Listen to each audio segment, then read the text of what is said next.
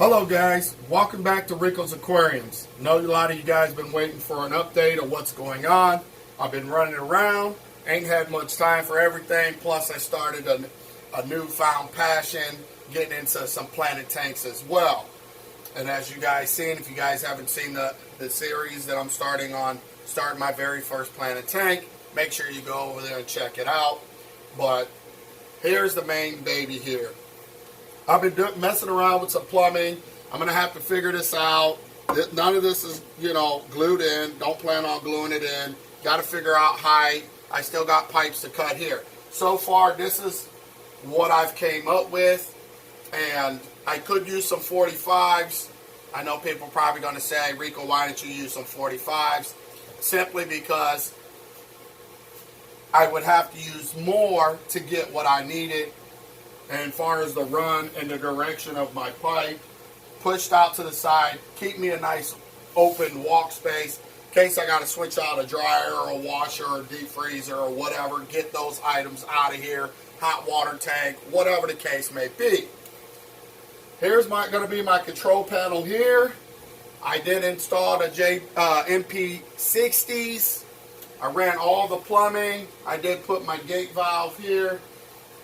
I'm kind of not decided yet on the return pump. So as you guys see here, there is no return lines yet. We're going to get to that here in a second. But let me take you down and show you the sump area. Alright guys, so what you see here is going to be the carbon and GFO. I will always have it just in case of emergency, in case I need to run it. So I put that on the end cap here, so it's easily accessible. I could have easily ran it up underneath there, but you know what? Making things more simple for yourself, you're going to tend to utilize what you have. This is very simple. So let's get a little bit in depth, close look at what's going on in the sump. And I'll move the camera around and show you exactly what I mean. First off, I'm going to point that there's holes here and there's holes here. These are going to be for dosing tubes. In the future, I'm thinking about dosing, amino acids, maybe some phytoplankton, zooplankton, some of these other things I'm thinking about doing. Not quite there yet, but it's there for the future use of it. So let's move the camera around real quick and get a more in-depth look at this sump. Alright guys, so as you guys can see, there's 3 drain lines that are going back for the main tank. There's also a 4th drain line. That drain line is for the frag tank. Okay, that is only for the frag tank. So that's why there's 4 lines, or 4 drains. We also have filter socks. I don't plan on using them. I want to use them for deep cleaning. So this first chamber here that you see as well is going to house a lot of live rock or dry rock or eventually live rock.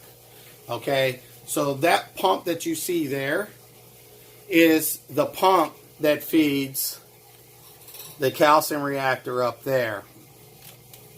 So that's the first pump that's going to be, and the only pump, I believe, that's going to be in the sump area. I utilized a lot of straps. Sorry for camera focusing. I used a lot of straps. I also used some J-hooks to hold the plumbing in place and make sure that it was not going to move. Also, second chamber, before we get in there, there's bulkheads, 1.5-inch bulkheads that are pulling these 2 tanks together. So what we used was 2 4-foot tanks to make things 10 times easier to get it into the house because it's a huge sump. It's 8 feet long, 3 feet wide.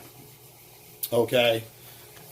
Now, this pump here, as you guys may or may not remember, I actually won this pump at Worldwide Corals. They had a open house there after Palooza, and before I went home, I decided to stop by and whatever, and I ended up getting to give away raffle tickets. So, you know, I got my raffle ticket, put it in, and ended up winning this Vector M1. So I'm utilizing that pump actually to feed the frag tank. So I used I used a shutoff valve here just in case I needed to feed this line that you see here. Now that line goes all the way over and is going to feed the GFO and carbon stage. Okay, so in case I need to run a little bit of back pressure to feed the water, you know, there, I'm able to do it. Also, with that being said, this comes with a shutoff valve right there as well to control the flow that's going in there. Also, what you see here is a return line for the protein skimmer.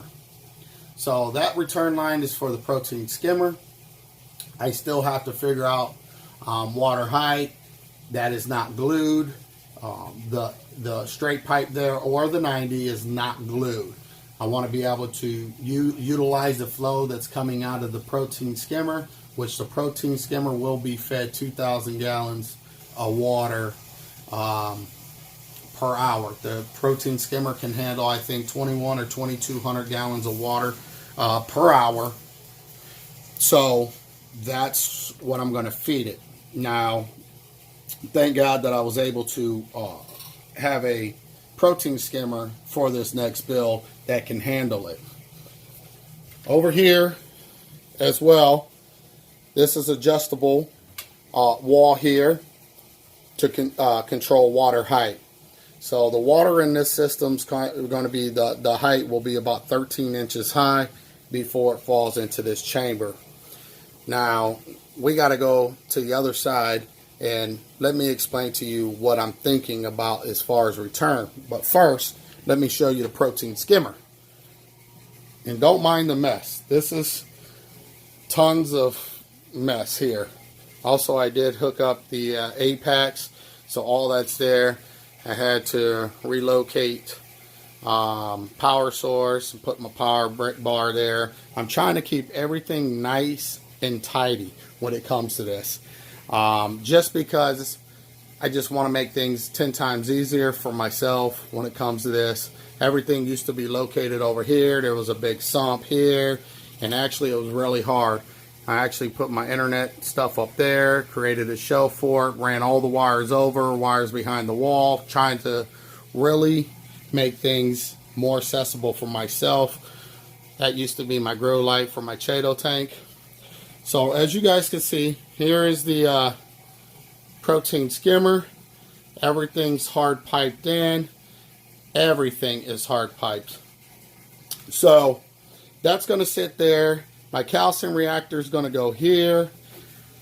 I don't know what's going here. Maybe a all-in-one frag tank for frags before they entered the new system, so I can observe them or something like that. I don't know yet. I still got to figure that out.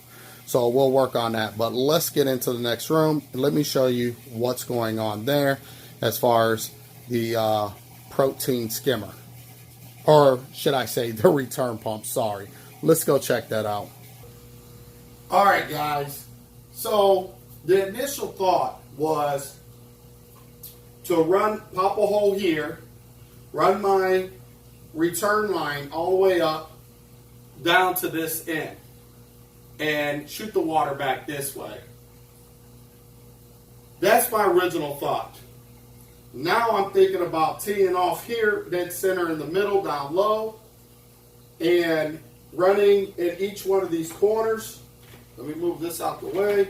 Right here, and running down each side of this. So running my flow that way, shorten up the plumbing, less plumbing, more pressure, more height for the pump, whatever, to shoot all the way down on that end.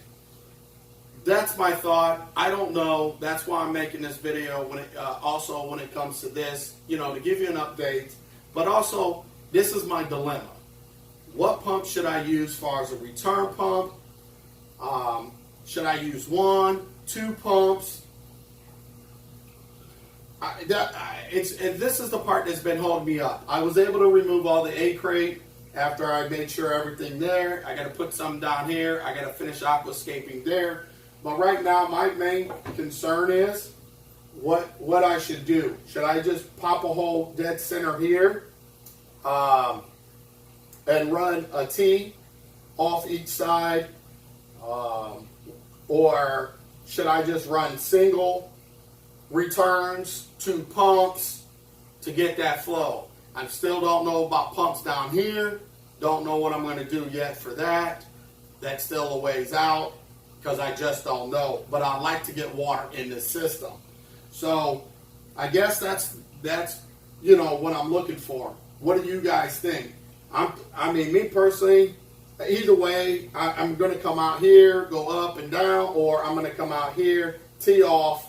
I would tee off over there as well, and tee off here closer to this end, shoot the water there, and then maybe just come up with something for that end to shoot water back this way. So you guys let me know what you guys think in the comment section down below. I really don't know, but that's where I'm at when it comes to this system. I'm really trying to get this ASAP done. I want to get water by the end of this month. This weekend it's going to be hard. I got stuff to do. Once again, I got to be somewhere else, but I want to get this video out. I want to hear your guys' opinions, thoughts when it comes to return pump, return pumps, returning down here or returning down there. That's where I'm at. So, guys, please leave the comments down below. Let me know what you guys think when it comes to this. Obviously, we got to get it going. The longer it takes, the longer it's going to be before I can even get corals in here, just due to the fact that I am using a lot of dry rock, blase. So, you guys let me know what you guys think. And with that being said, this is Rico, Rico's Aquariums. Till next time, peace.